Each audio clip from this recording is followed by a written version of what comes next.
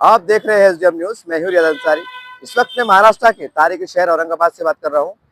और आज का जो मेरा विषय देखिए, आज के तमाम अखबार के अंदर, चाहे उर्दू हो मराठी हो, मेरे हाथ में औरंगाबाद से शाये होने वाला औरंगाबाद टाइम्स उर्दू अखबार है। देखिए, ये पूरे महाराष्ट्र में बड़ा मकबूल आंक पेपर है। इसके फ्रंट के ऊपर एक न्यूज है। देखिए, मस्जिद कहने पर हिंदू फरीक को एतराज। इलाहाबाद हाई कोर्ट ने संभल मस्जिद को मतदाना ढांचा करार दिया। ये इसकी रीडिंग है। यानी कि ये कहा गया है कि भाई उसको एक ढांचा कहिए, मस्जिद ना कहिए, ये ऐसी बात है। ये तो इसके ऊपर पूरे देश के मुसलमानों में एक बेचैनी का माहौल है कि भाई क्यों हो रहा है, कैसे हो रहा है। रमजान शरीफ चल रहे हैं, तो ऐसे हालात में देश के 25 करोड़ मुसलमान हैं और जो हमारे मजहबी इस्लामी तंजीमें के जिम्मेदार है, जो पॉलिटिकल हजरात है, पॉलिटिकल लीडर्स है, छोटी बड़ी तंजीमें के, मेरे उनसे एक गुजारिश है, एक विनंती है कि देखिए, अब बात बहुत आगे बढ़ चुकी है। देश एक हिंदुत्व की तरफ, एक हिंदू राष्ट्र की तरफ हम कह सकते हैं। मैं बहुत खुले तौर पे कह रहा हूँ। शायद आपको तकलीफ हो, शायद आपको ये बात हजम ना हो, लेकिन ये आपको समझना पड़ेगा कि देश कहने के हिंदुत्व की तरफ बढ़ चुका है। अब इतना आगे बढ़ चुका है कि अब उसकी वापसी नहीं हो सकती।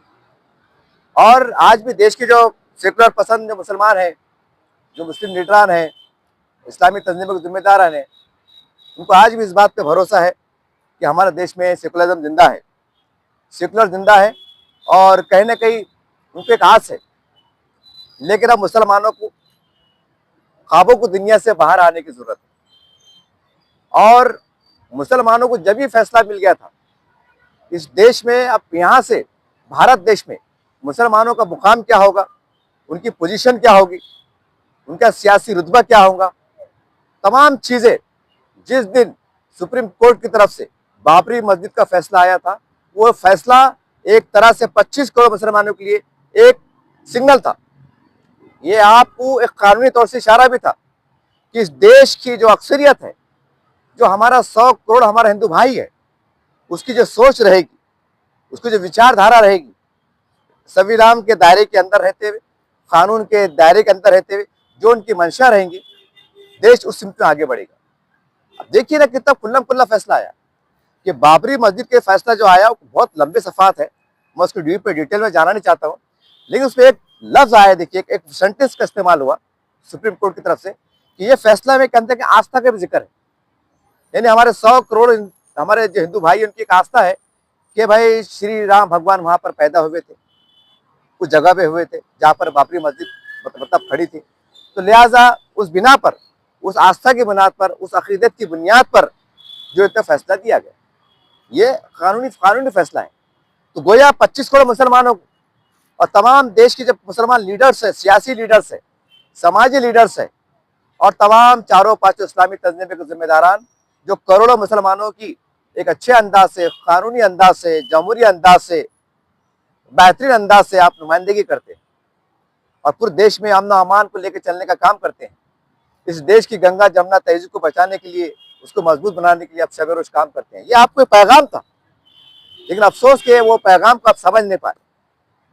अब उस टाइम हमें एक नई सियासी करवट लेने की जरूरत थी। जैसी फैसला आया था तो मुसलमानों को चाहिए था, मुसलमानों के जिम्मेदारों को चाहिए था कि नई सही सियासी करवट ले आप। लेकिन अफसोस कि आप वही पुरानी रविश में कायम रहे कि हमें सेकुलरिज्म का दामन को थामना है, संविधान को बचाना है। और सेकुलर पार्टियां जिन्होंने 70-50 साल का उनका इतिहास उठा के देखो, मुसलमानों को 90% उन्होंने सिर्फ धोखा देने का काम किया, उनके साथ नाइंसाफी की, उनके साथ इख्तिदार में रहते हुए वो हुकूक उन्होंने नहीं दिए। हालांकि प्रधानमंत्री थे, हालांकि अपने अपने राज्य के मुख्यमंत्री थे, कई क्षेत्रों के वो आमदार थे, कई वो जिलों के जो खासदार थे, उसके बाद भी मुसलमानों को वो उस तरह से नुमाइंदगी नहीं हो सकी जिसके वो मुस्तहिक थे आइन के तहत, दस्तूर के तहत। और सवाल ये आता, जब इतना अच्छा साजगार माहौल था, जब आपको इंसाफ नहीं मिला, जब आपके साथ कहने के तासुब परस्ती बढ़ती गई, और जब आपको धोखे में रखा गया, जब आपकी पीठ में जो है तो सियासी खंजर घोंपे गए, उसके बाद भी अगर आप खामोश रहे या गफलत का शिकार में है, तो बताइए इसे क्या कहा जाएगा? क्या इसे आप बुजदिली कह सकते हैं? क्या नासमझी कह सकते हैं? बेशौरी कह सकते हैं? एहसास से कमतरी कह सकते हैं? क्या एक हारा हुआ इंसान कह सकते हैं? आप क्या कह सकते हैं? मेरे खुद समझ में नहीं आ रहा कि मैं इसे क्या नाम दूं। मेरे हाल आपसे गुजारिश है कि जो फैसला जो आया है ना, ये जो फैसला नहीं, एक जो रिपोर्ट आई है, खबर आई है, ये अभी मुसलमानों की तरफ एक इशारा है कि आज भी ये आपको तस्लीम करना पड़ेगा कि चाहे हिंदुस्तान के अंदर अलग अलग राज्य हो, अलग अलग सूबेजात हो, या जो भी हो, वहां पर कहीं ना कहीं हिंदू नवाज सियासी पार्टियां कि हिंदुत्व को प्यार करती हैं, कि हिंदुत्व को मानती है और हिंदुत्व के एजेंडे को आगे लेके चलती है, उनके साथ आपको सियासी मुफाहमत करने की जरूरत है। आप मुसलमानों को यहाँ से बिल्कुल सेकुलरिज्म का जो तस्वुर है, जो सोच है, वो बिल्कुल आपको एक बोलता है दूध में एक मक्खी गिरती देखो, अदा निकाल के सब फेंकने की जरूरत है। फेंक दीजिए आप। जिस सेकुलरिज्म का दामन आपने छाड़ा, जो तो पकड़ा हुआ था, उसके बाद भी उसकी आखिरी इंतहा ये थी कि नरसिम्हा राव जी प्रधानमंत्री थे जो दुनिया से चल बसे, और खुलेआम क्या हुआ आपको पता है। उसके बाद किस तरह से केस चला, फिर उन्होंने देश को संबोधित किया कि भाई हम दोबारा जहां पर थी वो बना के देंगे, एक तरह का आश्वासन दिया, वो सारी बातें चली, फिर कानून ट्रायल चला, फिर कानून के दायरे में रहते हुए जो फैसला आया सुप्रीम कोर्ट की तरफ से, वो आपके सामने। और जो ताकत में है, जो केंद्र में है, जो राज्यों में है, और जो आम इंसान कह सकते हैं, जिससे जो हिंदुत्व हमारे सौ हिंदू भाई, उनके दिल में आज एक ऐसा हिंदुस्तान बसा हुआ है जो हिंदू राष्ट्र की तरफ उनकी सोच को आकर्षित करता है, उस तरफ वो सोच की विचार तरफ चल रहे हैं। देख लीजिए आप। अब इससे बड़ी बात क्या होना आपको कि अगर मैं औरंगाबाद की मिसाल लूं, कि आपने नहीं देखा कि यहाँ किस तरह के फैसले हुए, मुस्लिम आरक्षण को लेकर किस तरह फैसले हुए। आपने देखा सरकार में थे लेकिन नहीं दिया गया, औरंगाबाद का नाम बचाने का मसला आया कि आपने नहीं देखा कि उसके बावजूद जो तो इस औरंगाबाद शहर का नाम बदली हुआ, छत्रपति संभाजी नगर रखा गया। तो ये आपको सोचने की जरूरत है। आपको जज्बात की राजनीति परहेज करना पड़ेगा। आज भी हम औरंगाबाद में क्या देखते हैं, लोग जिद पे कि नहीं हम औरंगाबाद बोलेंगे, हम ये करेंगे, औरंगाबाद था औरंगाबाद रहेगा, जज्बाती नारे चल रहे हैं, जज्बाती बातें चल रहे हैं। लेकिन ये सच्चाई को आपको तस्लीम करना पड़ेगा कि अगर आप कलेक्टर ऑफिस में जा रहे हैं, पुलिस कमिश्नर ऑफिस जा रहे हैं, विभागीय आयुक्त इलाकाई कमिश्नर के ऑफिस दफ्तर में जा रहे हैं, या जो भी सरकारी कार्य जा रहे हैं, तो आपको छत्रपति संभाजी नगर लिखना पड़ रहा है। याद रखिए आप। मतलब मान लिया आप। मतलब यह है कि कानून के जरिए से जो काम हो रहे हैं, तो कानून की बालादस्ती आज भी कायम है और कानून से मामले चल रहे हैं। जो काम अगर लीडरशिप के जरिए से नहीं हो रहे हैं, तो उसे कानून में फ्रेम में बिठाकर कैसे किया जा सकता है, इसकी बहुत से मिसालें आपको देखने को मिल रही है। जैसा बाबरी मस्जिद का फैसला कानून की चौकट में रह के हो, औरंगाबाद नाम मंतर का फैसला जो भी हुआ, ठीक है, आप उसको नहीं मानते एक अलग शक्ल है, लेकिन बाज़ाब्ता इसके लिए जो है तो मंत्रालय में मीटिंग हुई, प्रस्ताव पास हुआ, केंद्र को भेजा गया, केंद्र के अंदर सारी बात हुई, उसके बाद क्या हुआ, फिर नाम गेजेट में नाम हुआ, नाम बदल गया। अब आप ये नहीं बोल सकते ये नाम हमें मंजूर नहीं है। कि है कोई मायका लाल औरंगाबाद में ऐसा जो बड़ी बड़ी, जो ठीक है आप राजनीति कर रहे, ठीक है, मुझे आप पे परहेज नहीं है, मुझे भी औरंगाबाद से प्यार है, मैं से इनकार नहीं करता हूँ, लेकिन मैं आपसे कहता हूँ कि है कोई ऐसा बंदा कि जो सिर्फ औरंगाबाद लिखकर जो है तो दरखास्त दे और उसकी दरखास्त कबूल हो जाए? हो ही नहीं सकता। अगर आप महानगर पालिका जाए सिर्फ औरंगाबाद लिखो, आगे छत्रपति संभाजी लिखो मत, आगे पीछे, आपकी फाइल रिजेक्ट कर दी जाएगी, क्योंकि कानूनी तौर से नाम बदली हुआ ना साहब। इसका मतलब क्या निकलता है कि आपके जज्बात अपनी जगह, आपकी मोहब्बत अपनी जगह, आपकी सोच अपनी जगह, लेकिन कानून का मुकाम भी एक जगह, कानून की अपनी अपनी अहमियत एक जगह। ये आपको समझना पड़ेगा। क्या बहुत से फैसले जो वो हुकूमती जराये से नहीं कर सकते, तो कानून के जरिए से, और मुसलमानों की जो खामियां हैं, जो कमियां हैं, जो गलतियां हैं, वो उसको पकड़ कर उसको सामने रख कर आगे चल रहे हैं। ये इस तरह का माहौल क्रिएट हो रहा है। ये मुसलमानों को सोचने की जरूरत है। ये वीडियो मेरे बनाने का मकसद ये है कि आज तमाम मुल्की सतह पर मुसलमानों को चाहिए, तमाम मुस्लिम तंजीमों को, जिम्मेदारान को चाहिए, लीडरान को चाहिए कि जो हिंदू नवाज ताकतें हैं, जो पार्टियां हैं, जो संगठन हैं, उनसे आप बातचीत के लिए आगे बढ़े। और इस वक्त सबसे बड़ा चेहरा अगर हम कह सकते हैं आरएसएस के अंदर, तो मोहन भागवत साहब, उनसे हम जो है तो डायलेक्ट करें, उनसे बातचीत करें। अब आपके जहन में आ रहा होगा पत्रकार साहब आपको नहीं मालूम क्या वो संविधान खत्म करने की बात करते हैं, उन पे इस तरह के आरोप लगते हैं, एक अफवाह गर्दिश करती है, वो हिंदू राष्ट्र की बात करते हैं। तो सवाल है भाई कि आप कौन सी दुनिया में जी रहे हैं? आप कौन सी दुनिया में जी रहे हैं जिसके इशारों पे सरकारें बन रही हो, जिसके इशारों पे लीडर काम कर रहे हो, सारी बात चल रही हो, अगर आप उन पे भरोसा नहीं करेंगे, उनके साथ दोस्ती के हाथ में बढ़ेंगे, तो आप किससे हाथ बढ़ेंगे? फिर आप ये बहुत बड़ा सवाल है।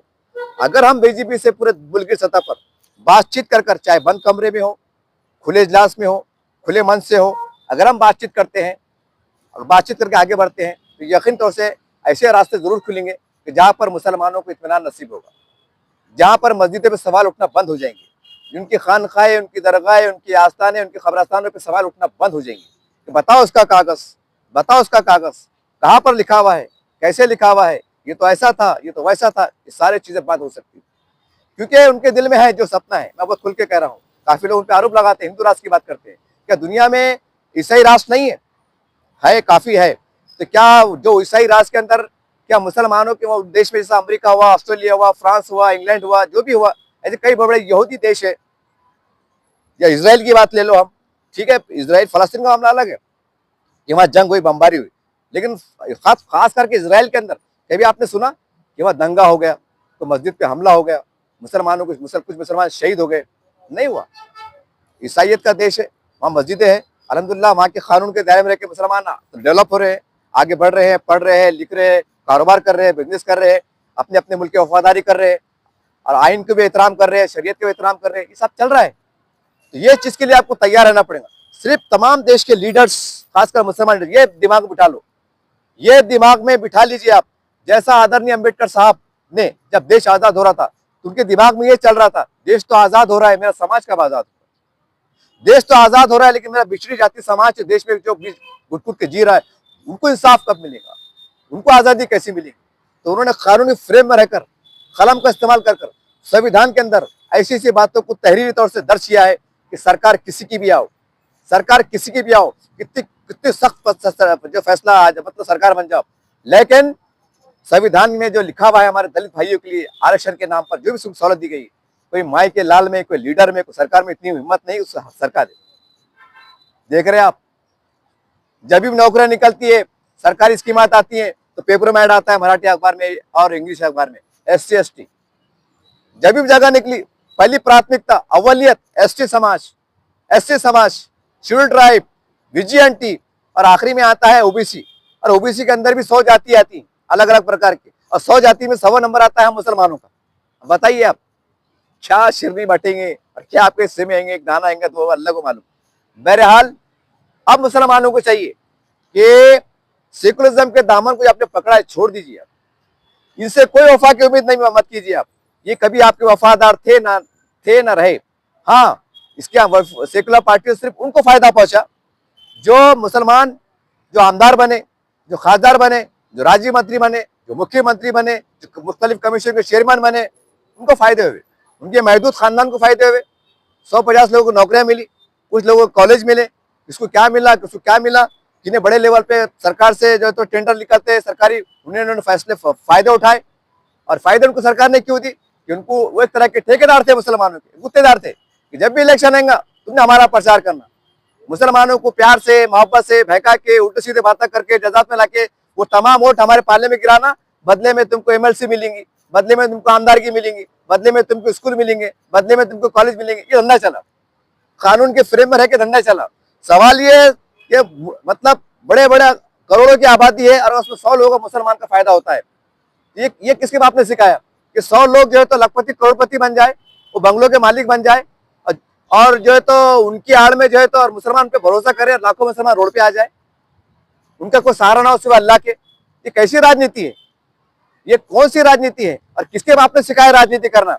बहरहाल मैं आखिरी में जाते हैं इतना जरूर कहूंगा, हमारे इस्तेमाल चारों पांचों देखिए, चारों पांचों इस्लामी तंजीमी जमात है हमारे पास। नंबर 1 पे जमात इस्लामी हिंद, सेकंड पे तबलीगी जमात, थर्ड पे अहले हदीस, और चौथे पे है अहले सुन्नत व जमात। और भी हमारे पास है समाजी संगठन है। ये लोग, मैं आपको आवाज दे रहा हूँ, हालांकि आप सियासत से दूर रहते हैं, तारीख गवाह है कि आपने कभी गंदी सियासत में अपने इन्वॉल्वमेंट में नहीं हुए। अगर हुए भी होंगे बाई चांस तो आपने संविधान को बचाने के लिए, मोहब्बत को बढ़ावा देने के लिए इन्वॉल्वमेंट हुए।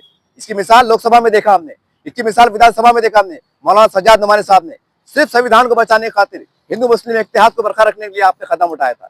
उनकी कोई मंशा ये नहीं थी कि मैं आमदार बन जाऊं, मैं खासदार बन जाऊं, इनकी मंशा नहीं थी। लेकिन अफसोस के ऊपर गंदी राजनीति हुई, आली जनाब मोहतरम पे कीचड़ उछाला गया, उनके ऊपर किरदार कशी की गई, बहुत उनके ऊपर क्या क्या नहीं बोला गया, बहुत कुछ ले दे बात हुई, लिफाफों की बात हुई, पॉकेटों की बात हुई, सारी बात आप जानते हैं। कितना हंगामा हुआ, कितना तमाशा हुआ, कहीं ना कहीं हमारे उलमा इकराम भी कहने के जद में आ गए। तो मैं आपसे गुजारिश कर रहा हूँ कि देखिए, हमारे देश के उलमा इकराम है, चारों पांचों जो सरबराह है, उसमें अरशद मदनी साहब है, महमूद मदनी साहब है, जमात इस्लामी के जिम्मेदार है, अहले हदीस के जिम्मेदार है, ये आपके सरबराह है, उनकी जो अमीरीन है। मैं आपको आवाज दे रहा हूँ बड़े अदब एहतराम से, आप हमारे बड़े हैं, आप हमारे सरों के ताज हैं, मैं आपको आवाज दे रहा हूँ, आगे बढ़िए। और बीजेपी सरकार से, आरएसएस से दो टोक बात कीजिए, बंद कमरों में बात कीजिए, खुलकर बात कीजिए कि आपका एजेंडा क्या है। वो आपको मुबारक, लेकिन आपके एजेंडे के अंदर हम मुसलमानों को तहफ़्फ़ुज़ की गारंटी दीजिए आप, कि हमारी खानकाहें, हमारी इबादत गाहें, हमारी मस्जिदें, हमारी शरीयत, हमारी तरीक़त, हमारी मारिफत, इसके ऊपर कोई दागदारी ना है, इस पर इसकी भी कोई आश ना है। इस तरह से बात कीजिए। अरे हो सकता है, मैंने कहा ना, देश में ईसाई मुल्क है, मुसलमान आराम से रह रहे हैं, आराम से रह रहे हैं।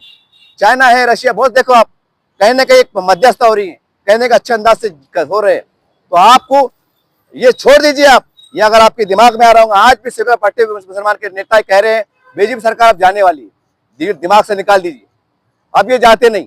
भले इनका नाम बदल देगा, इनके लीडरों का नाम बदल देगा, ये और ताकत से उभरेंगे। और जो नारा लगता है, जो भी अफवाह वादा करता है कि देश हिंदू राज बनेगा, तो मैं व्यक्तिगत तौर से कह रहा हूँ कि यकीनी तौर से देश हिंदू राज बनेगा। सवाल यह है कि अब हमें हमारे 100 करोड़ हिंदू भाइयों की आस्था को देखते हुए, उनके ख्यालात का एहतराम करते हुए, हमारे सियासी मफादात, हमारे समाजी मफादात, हमारे माशी मफादात, हमारे तालीमी मफादात और तमाम मफादों का हम तहफ़्फ़ुज़ कैसा कर सकते हैं। तो मैंने आपको मिसाल दिया कि भीमराव डॉक्टर अम्बेडकर साहब आदरणीय, उन्होंने जैसा दलित समाज को, आदिवासी समाज को, विशेष समाज को आरक्षण दिया, उनको कानून के दायरे में लिया।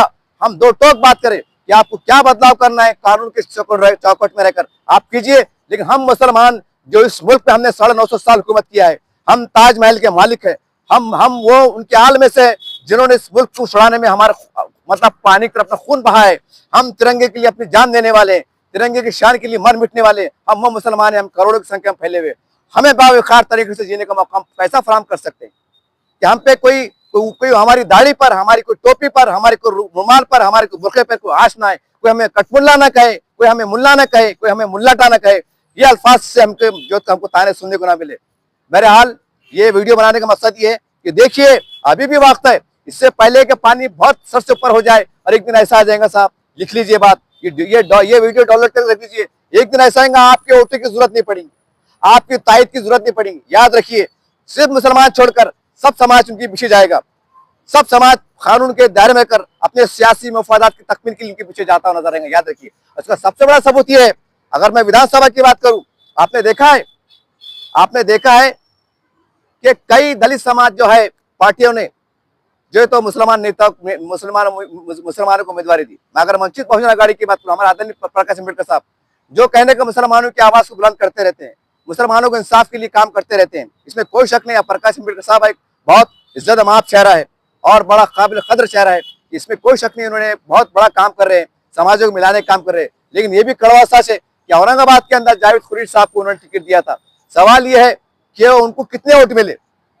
आज भी सवाल लोग पूछ रहे हैं कि हमारे दलित समाज का वोट बैंक कहाँ गया, कहाँ गए। सवाल यह है कि जब अगर दलित मुसलमान की पार्टियां भी अगर उम्मीदवार देती है, तो ये समाज उस पर भरोसा नहीं कर रहा है, ये समाज उस पर भरोसा नहीं कर रहा है, ये साथ नहीं दे रहा है, तो आप बढ़ेंगे कहां से।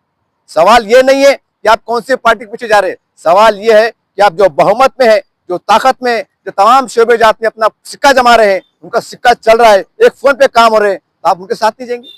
बहरहाल वक्त आ गया है, मैं आपको इसलिए आवाज दे रहा हूं कि तमाम सियासी पार्टी के जिम्मेदार सेकुलर ये कभी मुसलमानों को एक प्लेटफॉर्म पे आने देने वाले नहीं। ये सियासी पार्टियों के आज भी जो है तो सियासी गुलाम बने हुए हैं, उनके जी हुजूरी में लगे हुए हैं, ये शतरंजा उठाने में लगे हुए हैं, ये शतरंजा बिछाने में लगे हुए हैं। ये मुसलमानों की उनकी पहले खतर थी ना, उनको पहले मुसलमानों का एहसास था, ना आज है ना कल रहेगा। तो ऐसे हालात में आखिर जो रास्ता बसता है, उम्मीद की किरण हम कह सकते हैं, वो चारों पांचों इस्लामी तंजीमों के जिम्मेदार है कि आप बढ़िए। मैं आपको इसलिए भी आवाज दे रहा हूँ कि तारीख गवाह है कि जब हिंदुस्तान आजाद हो रहा था तो सबसे ज्यादा लाशें हमारे काबिल एहतराम उलमा इकराम की लटक रही थी, कि तारीख में लिखा हुआ है। सबसे ज्यादा खून आपका बहा।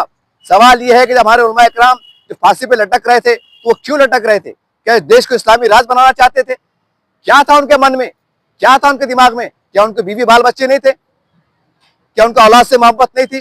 फिर भी फांसी पे लटक गए। उनके दिमाग में यह था कि हम इस देश को आजाद करेंगे, अंग्रेजों से आजाद करेंगे और इस मुल्क में दलित, हिंदू, मुसलमान, सिख मिल के रहेंगे। ये उनका जज्बा था, ये उनका जज्बा था। तो सवाल यह है कि सिर्फ देश को आजाद कराने के वास्ते आपने फांसी के फंदे को चूमा है। आपको सलाम करता हूं मैं, बहुत बड़ी बात है। लेकिन आज जो मौजूदा हालात में हमारे उलमा इकराम है, आपको फांसी के फंदे पर लटकना नहीं है, आपको खून भी बहाना नहीं है, आपको पसीना भी बहाना नहीं है, बल्कि आपको ठंडी छाव में एसी की कार में बैठ के जो है तो आरएसएस के दफ्तर बोलिए, भाजपा से उनकी मुलाकात करना है। याद रखिए वो भी इंसान है, अल्लाह की मखलूक है, अल्लाह ने उनको पैदा किया है, कोई अमेरिका जापान की कंपनी के बंदे नहीं है वो, नौज बिल्ला कुछ अलग के कंपनी के लोग नहीं है, एक ही मखलूक है, वो भी इंसान है, हम भी इंसान है। उनके सीने में भी दिल धड़कता है, हमारे सीने में भी धड़कता है, कुछ तलखियां हैं, कुछ यादें हैं, कुछ बातें हैं, कुछ गलतफहमियां हैं, मगर ये सारी बातों को सामने रखते हुए आहिस्ता आहिस्ता हमें कछुए की चाल की तरफ चलना पड़ेगा और अपने सियासी मफादात, हमारे माशी मफादात की तकमील के लिए हमें अभी क्या कर यह फैसला कर सकते हैं। क्योंकि मुसलमान, पूरे देश के 25 करोड़ मुसलमान आपकी बात पे लब्बैक कहते हैं। अब किस पे सियासी पार्टी भरोसा नहीं रहा, ये रात के अंधेरे में कुछ बात करते हैं, दिन के उजाले में कुछ बात करते हैं, रात में उससे मिल लेते हैं, दिन में उससे मिल लेते हैं, कभी मिलकर बिरयानी खाते हैं, कभी चाय पीते हैं, कभी गले मिलते हैं, कभी शादी में नजर आते हैं। और उनको पूछे भाई आप तो उनको टिस्टर पे गालियां दे रहे थे, तो बोलते चलता है जनाब, चलता है, वो सियासी बातें होती रहती है। कितनी खतरनाक बात है। क्या मुसलमान दोगला हो सकता? क्या मुसलमान मुनाफिक हो सकता? अगर मुसलमान है तो नहीं हो सकता। मुसलमान उसको कहते हैं जो स्टेट से भी वही बात करे, जो जमीन पर भी वही बात करे, जो घर में भी वही बात करे, सभा में भी वही बात करे, पार्लियामेंट में वही बात करे, विधानसभा में भी बात करे, एक ही बात करे, एक ही नारा लगे। अगर किससे अगर सियासी नफरत है उससे कोई हाथ भी ना मिलाए। लेकिन यहाँ एक तरफ बोलते हैं कि संविधान जिंदा है, कभी कहते हैं जमहूरियत है, कभी बोलते हैं चलता है, कभी बोलते हैं नहीं चलता है। यानी तुम्हारे पार्टियों को बढ़ाने के वास्ते, तुम्हारे सियासी मफादात की तकमील के लिए सब चलता है। तो गरीब मुसलमान जो देश में करोड़ों की संख्या जो फैले हुए हैं, उनको बलि का बकरा क्यों बना रहे भैया? आप करो ना, आप अरे बिंदास बात करो, बिंदास सौदे करो। और ऐसा क्यों नहीं बोलते हम मुसलमान को दिलाते, हम जो तो हमको हमारा काम करो। कैसा मुमकिन नहीं है कि मुसलमान के सियासी पार्टियां हैं मुसलमानों के नाम पे बनी हुई देश के अंदर बड़ी अलग अलग, कैसा बात नहीं कर सकते? क्या मुसलमान तो हमको वोट दो, हम बीजेपी से सियासी सौदे करेंगे, तुम्हारे इलाके का डेवलपमेंट करेंगे? नहीं हो सकता। कि शिर्क है, बिद्दत है, कुफर है, क्या है? अंदर से तो मिले हुए हैं साहब, सब चल रहा है ना। लोग चाय के नाम पे चल रहा है, संविधान के नाम पे चल रहा है, एकता के नाम पे चल रहा है, सब चल रहा है। तो फिर मुसलमानों को बलि का बकरा बनाया जा रहा है, क्यों जा रहा है भाई? छोड़ दो उनके हाल पे। अगर आप इंसाफ नहीं कर सकते तो कम से कम मरने का खौफ कीजिए। कल अल्लाह की बारगाह में आपको उठना है, जवाब देना है। आप नहीं कर सकते तो मुसलमानों को अंधेरे में मत रखिए, बोल दीजिए कि जाओ, आपको जहाँ जाना है जाओ, किसा जाना है। अल्लाह रब्बुल आलमीन है, अल्लाह उनके दिलों में रहम देने वाला है, अल्लाह दिलों को पलटाने वाला है। तुम्हारी हमारी कोई सियासी औकात नहीं है, मेरी और तुम्हारी कोई हैसियत नहीं है। वो अल्लाह रब्बुल आलमीन है, ये गरीब मुसलमानों को लिए अल्लाह ताला वो रास्ते फराम करेगा, उन्हीं के दरमियान में अल्लाह इंशाअल्लाह ताला वो उनका कोई मसीहा पैदा कर देगा, जिसका नाम कामड़े होगा, जिसका नाम कुलकर्णी होगा, जिसका नाम देश पांडे होगा, कोई राव होगा, कोई चौहान होगा, उसके दिल उससे अल्लाह काम ले लेगा। क्योंकि अल्लाह का वादा है कि ऐ मोमिनो, ऐ मुसलमानों, तुम इस गुमान में मत रहना कि तुम अगर हमारा काम करेंगे तो ये मेरा दीन चलेगा। बिल्कुल नहीं हो सकता। हम चाहे तो हम घर से काम ले लेंगे, ये किताबों में लिखा हुआ है। इंशाअल्लाह मैं समझता हूँ कि खुले जहन के साथ, और हमें जो है तो जो हिंदुत्ववादी तंजीमें है, संगठनाएं हैं, आरएसएस से, भाजपा से, अब मिल के बात करो खुल के। साहब हम आपके साथ चलने को तैयार है, आप कुछ भी एजेंडा चलाइए, क्या बदलना बदल दीजिए, सियासी कानून की चौकट में रहकर, हमें कोई एतराज नहीं है। हमें सिर्फ ये बोल दीजिए कि जैसा डॉक्टर बाबा साहब अम्बेडकर ने हमारे दलित भाइयों को, आदिवासी भाइयों को जो संरक्षण दिया है, एक उनको तहफ़्फ़ुज़ फराहम किया है, उसी ढंग से जो कानून के अंदर पहले प्रावधान है उसमें और मजबूत देते हुए हमारे ताउन दीजिए, हमें तहफ़्फ़ुज़ फराहम कीजिए, इंसाफ का वादा कीजिए, तहरीर तौर पे दीजिए। इंशाअल्लाह ये मुसलमान आपकी जय जयकार नजर करते आएगा। हमें कोई फर्क नहीं पड़ता है कि आपका झंडा भगवा है कौन से का, हमें कोई फर्क नहीं पड़ता है कि आप क्या है। लेकिन अगर आप आइन के दायरे में रहकर, चौकट में रहकर कानून के पासदारी करते हुए अगर हम इंसाफ से काम लेते हैं, इंसाफ हमें फराहम करते हैं, हमें आपके साथ चलने में कोई बुराई नहीं है। लेकिन सवाल ये है कि हमें पहल करना पड़ेगी। याद रखिए कि वो पहल करेंगे नहीं, क्योंकि उनका एजेंडा जो था मुसलमानों के मुखालिफ था। अगर वो मुसलमानों के पास चलकेंगे तो उनका समाज उनको पूछेगा कि साहब आप मुसलमानों के खिलाफ बोलते थे, उसकी बिना पे हमने आपको वोट दिया है, और आज मुसलमानों की आप दाढ़े सहला रहे हैं, टोपियां सहला रहे हैं, उनकी जो है उनकी सुर्खियों में खा रहे हैं, इफ्तार पार्टी में जा रहे हैं। सियासी बात है, सवाल तो उठेगा। बहरहाल हमें आपको छुड़ा करते हुए और उम्मत की खातिर, लाखों करोड़ों मुसलमानों की खातिर, और खासकर हमारे जो तारीखी मस्जिद अल्लाह का घर है, जो आशुर खाने हैं, और हमारे जो खबरस्तान है, हमारे खानका है, उनके तहफ़्फ़ुज़ की खातिर, सब उनके तहफ़्फ़ुज़ की खातिर आगे बढ़िए। अल्लाह दिलों को फेरने वाला है, अल्लाह नियतों को देखने वाला है। इंशाअल्लाह अल्लाह उनसे भी काम ले लेगा और तारीख में आपका नाम लिखा जाएगा। ये पहले भी आज़ादी के वक्त उलमा इकराम ने फांसी के फंदे को चुमा था, इस देश को आज़ाद कराया था, इस देश के तहफ़्फ़ुज़ के लिए हमेशा सरगर्म अमल रहे। और आज भी उलमा इकराम ने अपने जो तो लाखों करोड़ों मुसलमानों के तहफ़्फ़ुज़ की खातिर और मस्जिदों के, दरगाह शरीफ की, आस्थानों की तहफ़्फ़ुज़ की खातिर उन्होंने खुद चल के गए हैं, अपने आप को छोटा महसूस करते गए हैं। अल्लाह पे तवक्कल किया है, दो रकात को नमाज पढ़ा है, अल्लाह से दुआ मांगी है, अल्लाह से इल्तिजा की है, मदद मांगी है, उनके दफ्तर गए हैं और अल्लाह ने उनसे काम लिया है। तारीख में लिखा जाएगा साहब, ये छोटी बात नहीं है। मैं तो आधे घंटे में कह दे रहा हूँ, कसम खुदा की बहुत बड़ा काम है, ये अजीम काम है। आपको करवाट महसूस होंगी, दंगे याद आएंगे, फिसाद याद आएंगी, बाबरी मस्जिद याद आएंगी, मेरी माँ बहनों की इज्जत पामाल लूटी गई थी वो याद आएंगी, बहुत कुछ आएंगी। लेकिन तारीख गवाह है, हम आपको जब इंसाफ मिला है, अल्लाह हमसे जब राजी हुआ है, हम बगैर हमारी जब तक कुर्बानियां नहीं गई, हमें तकालीफ नहीं उठाना पड़ा, जब तक अल्लाह भी हमसे राजी नहीं हुआ। ये तारीख इस्लाम का हिस्ट्री है। मैं उम्मीद करता हूं कि करोड़ों मुसलमानों के तहफ़्फ़ुज़ के लिए, उनके बका के लिए, उनके सलामती के लिए और खास करके इस मुल्क में हिंदू मुस्लिम एकता के लिए और कानून की बालादस्ती के साथ हम बावकार तरीके से बिरादरान वतन के साथ हम कैसे शाना से शाना चल सकते हैं, इस मुल्क की सलामती के लिए, इत्तेहाद के लिए, तहफ़्फ़ुज़ के लिए, तरक्की के लिए हम क्या कर सकते हैं, ये आज करने की जरूरत है। ये पैगाम से आपसे अलविदा होता हूँ। देखते रहिए आप एसडब्ल्यू न्यूज़ चैनल। जय हिंद, जय महाराष्ट्र। अस्सलाम वालेकुम रहमतुल्लाहि बरकातहू।